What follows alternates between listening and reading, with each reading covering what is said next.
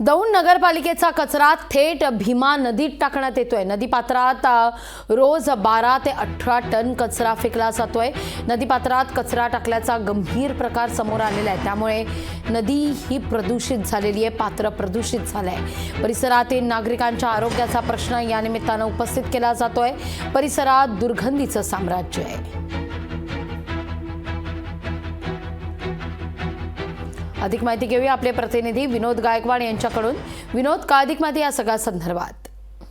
नक्कीच लागवे मॅम, दौंड नगरपालिकेचा खरं तर हा धक्कादायक प्रकार समोर आलाय। दौंड नगरपालिकेचा कचरा आता थेट भीमा नदीत टाकला असल्याचा जो काय प्रकार आहे हा खरं आता समोर आलाय।